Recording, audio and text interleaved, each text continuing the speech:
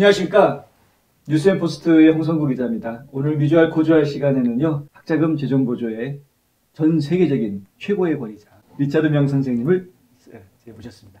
안녕하십니까. 안녕하세요. 네, 제가 전 세계 최고의 권위자라고 말씀드려도 되는 거죠? 아, 전 세계라는 동네가 있어요. 네. 하여간 저는 그렇게 생각해요, 실제로. 네. 그 어느 누구보다도 가장 많이 알고 계시고 경험이 가장 많으신 분이기 때문에 저희가 믿고 지금 학자금 재정보조에 대한 이야기를 계속 시리즈로 듣고 있는데요. 오늘은 어떤 얘기를 해주실? 오늘은 아마 이제 우리가 묵은 해를 보냈잖아요. 네. 그래서 한번 지금 진행 상황에 대한 기본적인 아마 재정보조의 신청에만 포커스를 뒀지. 네. 많은 분들이요. 네. 그리고 또 신청을 마쳤다. 네. 그럼 난 다 됐다. 네. 그렇게 생각하기가 쉬운데 네. 실질적으로 재정보조를 잘 받기 위해서는 네. 신청도 잘해야 되지만 네. 또 진행도 잘해야 되고 마무리 작업도 잘해야 되거든요. 네. 그래서 그 재정보조의 신청에 따른 사전 설계 그리고 진행과 마무리 작업에 대한 그 중요성을 우리가 이해하는 데 있어서 네. 특히 무엇을 유의해야 하는지에 대한 사항을 조금 더 포커스를 해야 되겠죠. 예. 네. 저는 갑자기 머릿속에 지금 떠오른 생각이요. 네. 네. 요즘 세금 보고 기간이 시작이 됐는데 네. 세금 보고 할 때 이 재정보조 신경 쓰셔야 되는 학부모들 입장에서 좀 예년과 달리 좀 다르게 신경 써야 될 게 뭐가 있는지. 정말 많죠. 네. 예, 우선 그 준비 없는 미래가 없듯이. 네. 예, 보면 신경을 써서 지금 이제 사전 설계를 하기에 가장 적절한 시기가 아닌가 생각합니다. 네. 예, 우리가 그 하버드 그 도서관에 가면 네. 하버드 아시나요? 네. 네. 그 문 앞에까지 한번 가봤습니다. 네, 하버드 도서관에 가면 네. 한 20가지의 명언이 걸려 있는데 예, 네. 거기에 이제 말 중에서 굉장히 마음에 와닿는 명언이 하나 있었어요. 네. 예, 첫째, 우리가 헛되이 보낸 오늘은 어제 죽은 사람의 가장 갈망하던 미래다. 예, 그러니까 우리가 정말 열심히 준비를 해나가고 하루하루를 미래를 위한 디딤돌이라는 네. 역할을 하게 우리가 해야 되는데 그래서 거기에 또 관련된 또 문구가 또 하나 있어요. 네. 오늘 자면 네. 꿈을 꾸지만 네. 오늘 안 자면 네. 꿈을 이룬다 그랬어요. 와. 참 너무 안 자면 안 되는데요. 하루 8시간 자야 건강한 거 아닌가요? 꿈 자체를 못 꾸죠. 예, 그래서 사실은 이런 사전 준비와 실천 방안, 우리가 아무리 준비를 해도 네. 실천이 따라주지 않으면 과거에 살 수밖에 없지 않습니까? 그죠? 그렇죠. 그래서 기본적으로 세금 보고에 대한 진행을 하기 전에 네. 이제 자녀분이 사전 설계, 그러니까 재정 보조를 위한 네. 사전 설계는 되게 중요해요. 네. 아무리 재정 보조를 잘 주는 대학을 어플라이를 해도 네. 재정 보조를 신청하는 데이터가 안 좋으면 네. 제대로 받을 수가 없겠죠. 그렇죠. 그리고 또 받은 것을 무조건 감사를 하겠지만 뭐 64,000 받을 수 있는데 58,000 받아서 감사하게만 있으면 네. 나중에 얼마나 억울하겠어요. 그죠? 네. 예, 그거는 기본적으로 일단은 대학이 잘못 진행을 할 수도 있겠지만 네. 우선적으로는 내가 제출해주는 모든 게 사전 설계에 의해서 제대로 진행이 될 수 있어야 된다는 거, 점을 중요성을 강조하는 거예요. 그렇죠. 그러면 그 말씀하신 대로 그 타이밍의 중요성이 있겠죠. 타이밍이요? 네, 그렇죠. 그러면 언제가 재정 보조를 설계를 준비하는 게 가장 이상적이라고 생각하세요? 전에 방송할 때 9학년, 늦어도 10학년 때는 준비 들어가야 된다 이런 말씀 하신 적이 있으세요? 근데 개괄적인 거고. 네. 근데 우리 애는 벌써 11학년이에요. 어떻게 해야 되죠? 뭐 이런 학부모도 있을 거고. 그러니까 정답은 네. 네. now. now. 네. 알겠습니다. 예, 지금입니다. 어쨌든 실수는 실수지만 네. 우리가 지금 현재 있는 상황에서 검토를 하고 그리고 그것을 우리가 조정을 해서 빨리 정정을 해야 되겠죠. 지금 재정 신청이 다 끝났지 않았습니까? 네. 하고 말씀할 수도 있겠지만 네. 아직 재학생들은 진행 중인 시즌입니다. 그렇죠. 그러면 현재 진행된 상황을 우리가 엑스레이를 찍어야겠죠. 네. 네. 엑스레이 찍는 거는 굉장히 중요한 의미를 갖고 있어요. 네. 예. 얼마나 많은 분들이 감기가 걸리잖아요, 이제 기침. 네. 네. 그럼 감기 걸리면 약국을 먼저 가세요? 의사를 만나세요? 약국에 먼저. 근데 만약에 폐렴이면 어떡하시나? 그러지 않길 바라는 마음으로 가죠. 그쵸. 그러니까 이거 굉장히 의미가 있는 말이에요. 폐렴일 수도 있는데 기침한다고 가서 감기약 고르면 예, 그게 얼마나 헛수고죠. 헛수고가 되겠습니까? 예. 지난번에 아마 이런 우리가 방송했죠. 헛수고 이렇게 하라. 그렇죠. 이렇게 하면 헛수고하는 거다. 예, 그렇습니다. 그래서 그 중요한 거는 현재 시점에서 최적화된 데이터를 우리가 검증하기 전에 현재 상황에 내가 어떤 실수가 이뤘으며 피해갈 수 있는데 그러지 못했는지를 명확하게 아이덴티파이 한다 그러죠. 정확하게 이제 우리가 선별해내려면 현재의 수익화 자산에 관한 명확한 그 로드맵이 있어야 되겠죠. 잠깐 제가 이제 방송을 보시는 분들이 지금 저 사람들 무슨 얘기하는 건가 혼돈하실 수 있을 것 같아서 잠깐 좀 말씀을 드리자면 기본적으로 이제 그 학자금을 대학으로부터 저희가 재정 보조를 받는 그 근거가 이 가정이 돈이 얼마나 있느냐를 기초로 하기 때문에 지금 이 얘기 계속 나오고 있는 거거든요. 네, 결국은 학생과 부모의 수익과 자산을 가지고 따지는 그렇죠. 거예요. 학생이나 부모가 돈이 얼마나 있고 그 수입을 얼마나 벌 수 있는 가정이냐 이런 것들을 계산을 해서 재정 보조를 해줘야 되는 거니까. 예, 그래서 이제 그 중에는 명확하게 포뮬라를 이해를 해야 돼요. 있는 걸 없다고 할 수는 없습니다. 그렇죠. 예, 그렇지만 계산되는 자산을 계산되지 않는 자산으로 재배치는 할 수가 있는 거고. 그러니까 중요한 거는 우리가 사전 설계라는 건 뭐죠? 우리가 선택 사항이 있다는 거예요. 선택의 권리가 있다는 거죠. 근데 그 선택 사항이 나를 위한 도움이 되는 선택 사항이 될 수도 있고 또는 포이즌 같은 역할을 하는 선택 사항이 될 수도 있어요. 예를 들어서 재정 보조를 하는 데 있어서 검증할 수 있는 서류는 수입에 관련된 서류 아니겠습니까? 그렇죠? 예, 뭐 우리가 세금 보고서라든가 W2나 1099이라든가 예, 이런 건데 선택 사항이라는 거예요, 그것도. 예, 우리가 세금 보고를 할 때 있어서 어디서 이자 소득이 많이 발생했다 그러면 그 금융기관까지 찍혀 나오지 않습니까? 그렇죠. 그러면 역으로 생각을 할 수 있잖아요. 이자가 이만큼 나왔으면 현금이 얼마 있을 거다. 그렇죠. 예, 그러니까 그렇지만 그게 적용되는 시점부터 이해를 해야죠. 재정 보조라는 거는 이제 아이가 등록하는 대학에 등록하는 시점이 있거든요. 몇 년도에 대학을 간다. 실제 등록을. 그 해보다 2년 전에 수입으로 하는 거예요. 그래서 2년 전에 세금 보고서를 가지고 진행을 하게 돼 있습니다. 제출을. 그렇지만 2년 전 말고 작년에 파산할 수도 있는 거 아니겠어요, 그죠? 그렇죠. 이런 재정 상황이 많이 변동이 될 수도 있는 거예요. 그러니까 너무 얼마나 억울하겠어요, 그러면. 그죠? 그러면 이제 이것도 어떤 방식으로 학교에 어필을 하고 패티션 내냐에 따라서도 수만 달러가 차이가 날 수가 있다는 거죠. 예. 그리고 둘째는 이자가 나오는 거나 디비던, 배당금이 나오거나 이런 인베스트먼트 여러 가지들은 전부 다 역으로 계산을 해볼 수가 있는 건데 근데 뭐 디비던 같은 배당금이 역으로 계산할 수가 없습니다. 그렇죠. 그때 달라지죠. 그렇죠. 어떤 분이 뭐 100만 달러를 어디에 투자를 해놨는데 배당금이 하나도 안 나올 수도 있거든요. 그 안에는 커먼 스탁이 있을 수도 있고 프리퍼드 스탁, 그러니까 우선주냐 실권주냐에 따라서 또 다른 거니까. 예를 들어서 실권주는 제일 배당이 마지막 순위이고 안 받을 수 있는 거지만 자산의 밸류는 커질 수가 있는 거거든요. 예, 그 가치가 예를 들어서 오너십을 갖고 있으니까. 그렇듯이 그런 이제 포뮬라를 정확하게 알아야 돼요. 그러면 자산이 적용되는 시점에 자산은 언젠가. 그러면 재정보조 신청 서류 중에서 연방법이 저촉이 되는 연방 기준이 되는 FAFSA, FAFSA, 즉 Free Application for Federal Student Aid. 예. 근데 그게 프로세스 된 날짜의 자산을 따지는 거거든요. 그러면 그 전에 이자가 발생을 했다고 하더라도 그래서 1099이 나왔어요. INT 폼이 나왔다고 하더라도 그 한 당시에 갑자기 에셋을 로스를 할 수도 있는 거고 아니면 계산되지 가정분담금을 올려주지 않는 가정분담은 이제 Expected Family Contribution EFC라고 우리가 줄여서 얘기하는데 물론 EFC는 평가하는 방법이 3가지가 있다고 그랬죠. 하나는 Federal Methodology, Institutional Methodology, 그리고 Consensus Methodology가 있는데 그거를 계산하는 시점에 없을 수도 있잖아요. 계산하지 않는 자산 재배치도 가능한 거거든요.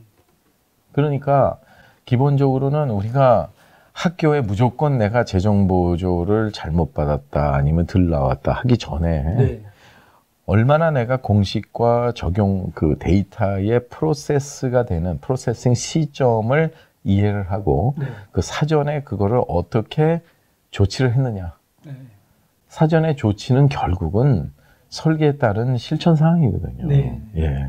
그러니까 그런 모든 걸 통틀어서 우리가 이제 준비했다고 그러는 거니까. 네. 네.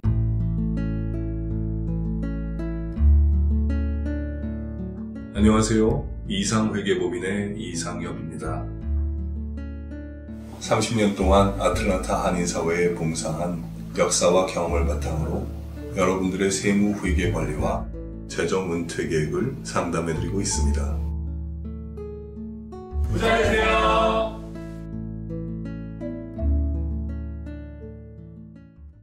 준비를 안 하면 어떤 삶을 살게 되겠어요? 막 사는 거죠. 그러니까 대책 없는 삶. 아, 그렇네요. 대책 없는 사람들. 인생은 도박이 아니라 그랬어요. 맞습니다. 예. 그러니까 결국은 자녀의 인생을 놓고 도박할 수는 없는 거 아니겠습니까? 그럼요. 그러니까 제일 불쌍한 가정이 정말 자녀의 미래를 위해서 온 가족이 위험부담을 안고 이민까지 왔는데 네. 그 이민 온 거는 엄청난 선택입니다. 그렇죠. 예. 근데 우리 대한민국의 인구가 지금 뭐 5,500만이라면 네. 여기 지금 미주 교포가 한 250만 명이라면 네. 지금 전체 국민의 여기 지금 뭐 5%가 와 있는 겁니다. 네, 미국에만. 네. 예, 그러니까 진짜 위대한 민족이에요, 우리는. 네. 예. 이렇게 자녀를 사랑하는 마음으로 여기 뭐 예를 들어서 미국의 꿈을 이루겠다고 와서 라스베가스에서 한번 당기고 뭐 여러 가지 하면서 예, 일확천금의 꿈을 꾸고 오신 분은 거의 없을 거라고 봅니다. 아, 그럼요. 네. 네, 네. 한두 명이 있겠죠. 뭐. 예, 예. 근데 그것도 숨어서 해요. 그런데 대부분이 보면 자녀 교육 때문에 온 거예요. 그래서 그렇죠. 네. 부부가 생이별을 하고 정말 그거 진짜 많죠. 그쵸. 우리 이 지역만 해도 기러기 가정이 얼마나 많습니까? 굉장히 그래서 예. 근데요, 참 미국은 늘 제가 우리 미국의 교육 시스템을 감사하는 거는 이 교육 예산을 들어가 보면 네. 일반적으로 공립 학교를 다니잖아요. 네. 여기는 의무 교육이라 그래서 네. 하물며 방문 비자로 왔는데도 맞아요. 아이가 학교를 다닐 수 있거든요. 다닐 수 있죠. 하지만 그 교육 예산이 얼마인 줄 아세요? 한 명당 몇만 달러예요. 그렇죠. 그러면 여기에 영주권자도 아닌데도 와서 그런 몇만 달러를 무상으로 해주는 그런 얼마나 감사해요. 그것도 그 교육 그 예산의 상당 부분이 지방세잖아요. 그 동네 분들이 내준 세금 가지고 그 학생이 배우고 있는 거죠. 그러면요, 사실 우리가 감사하고 살아야 되는 거예요. 네, 네. 정말 이렇게 고개를 둘러보면 감사밖에 할 게 없어요, 사실은요. 네.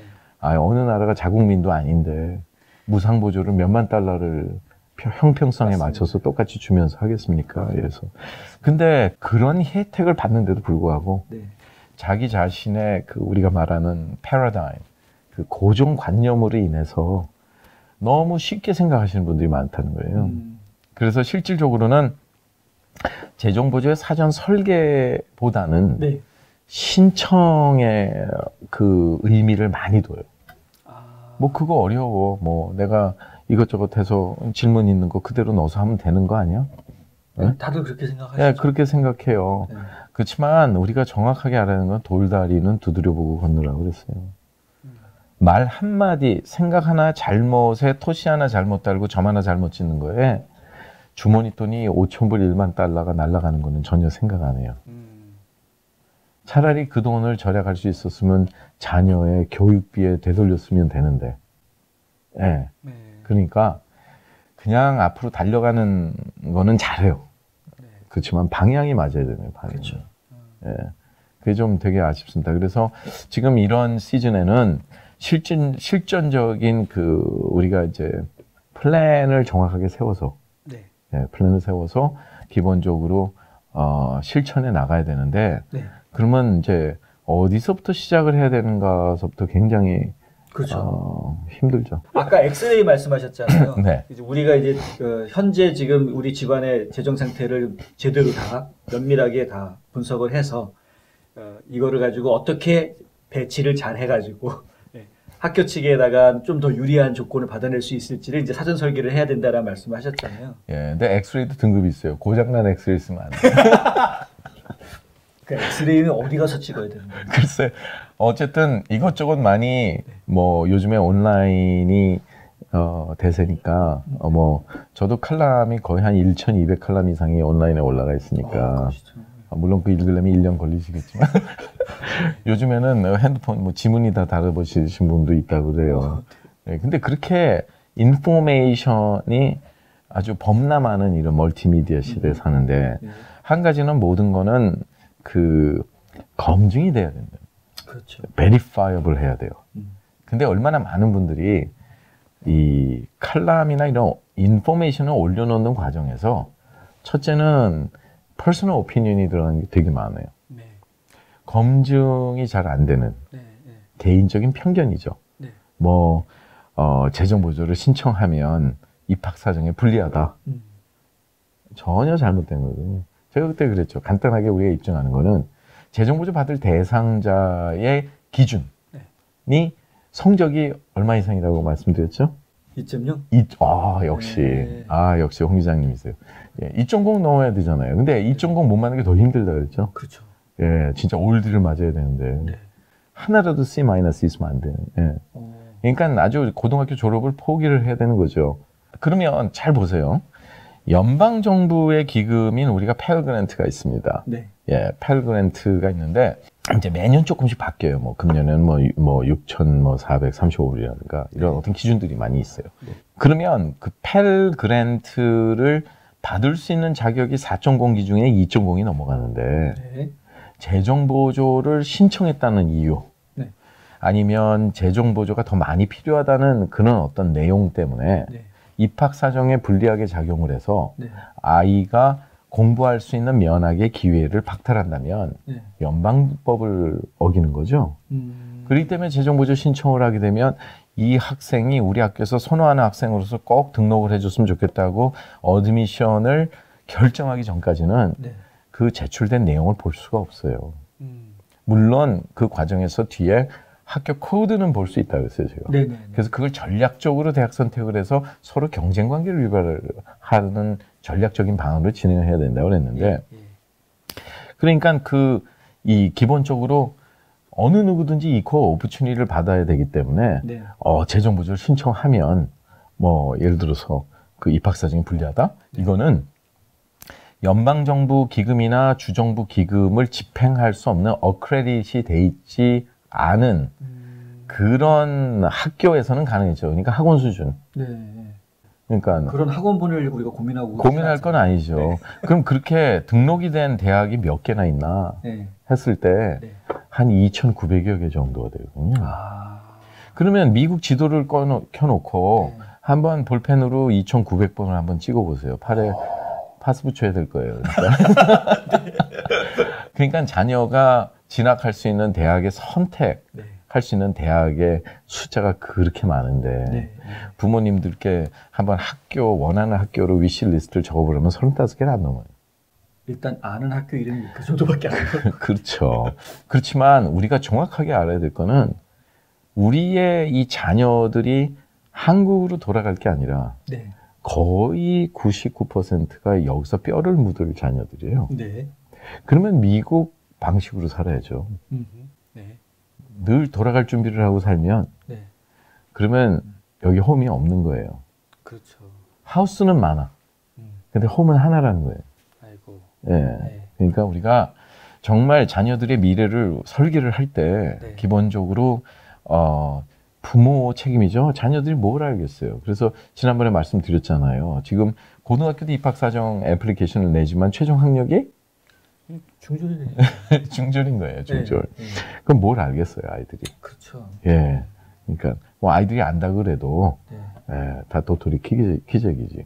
그렇죠. 그러니까 이 부모님들의 이 책임이 굉장히 큰데 이 재정보조 사전 설계 자체가 고등학교를 진학하면서 재정보조를 더 잘 받으려면 재정보조를 진행하는 데이터도 좋아야 되지만 사실 학교에서 선호하는 학생이 돼야죠.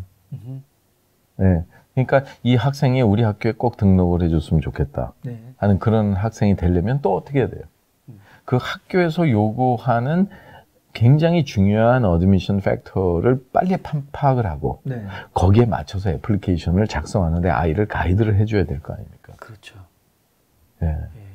똑같은 말 표현도 네. 넌 왜 이거 안 했니 보다 아빠는 널 사랑하는데 네가 이렇게 하는 건 너무 싫어. 훨씬 더 부드럽고 네. 아이가 스스로 자기 자신을 깨닫게 되잖아요. 그렇죠. 예, 소크라테스를 생각하게. 네. 네. 그래서 예. 기본적으로 제일 중요한 건 이제 사전 설계를 위한 네. 액션 플랜. 액션 플랜. 이야, 그거 아주 그렇죠. 예, 구체적인 예. 말씀해 주십시오. 어떤 액션 플랜이 있을 수 있는? 그러니까 두 가지 플랜을 만들 수는 있어요. 네. 하나는 게임 플랜을 만들 수 있고. 게임 플랜이요? 예. 네. 뭐든지 게임으로 보면 이겨죠. 오. 그러니까 확률 있는 도박을 해야 되죠. 네네네. 예. 예. 그것도 좋은 말이 나쁜 말 아니에요. 게임이라 그래서. 그렇네요. 네. 네. 예. 네. 게임 플랜을 만들든가 네. 거기에 따른 실천 사항이 실질적인 구체적인 게 액션 플랜이죠. 그러니까 게임 플랜이라는 건 사실은 전략적인 차원에서 우리가 해석을 할 수가 있는 거고 네. 액션 플랜은 그러니까 전술적인 차원. 네네. 예, 액션 플랜은 늘 바뀔 수도 있어요. 네. 야, 학비 때문에 원하는 대학을 포기하신다고요? 장학금이나 학자금 재정 보조를 자녀에게 모두 맡기셨다고요? 아니요, 그러시면 안 되죠. 명쾌하고 유익한 정보를 드리는 리차드 명 AGM 대표가 속 시원하게 도와드립니다. AGM은 미국 2,900여 개 대학의 재정 보조 관련 데이터베이스를 기초한 실시간 분석 시스템과 자체 개발한 고객 관리 시스템을 활용하여 대학 학자금 부담을 덜어드립니다. 지금 전화하셔서 상담 받으세요. 877-212-0011 877-212-0011 이 내용이 길어지는 건데 사실은요, 그죠? 네, 그러니까 예. 되게 많이 길어져요. 밤새도록 얘기해도 밤새 얘기해도 끝이 나기가 어렵죠. 사실은 이제 그런데 예. 오늘 어쨌든 간에 액션 플랜 얘기하기로 해주셨으니까 일단은 네. 들어가 봐야죠. 일단 토해내야죠.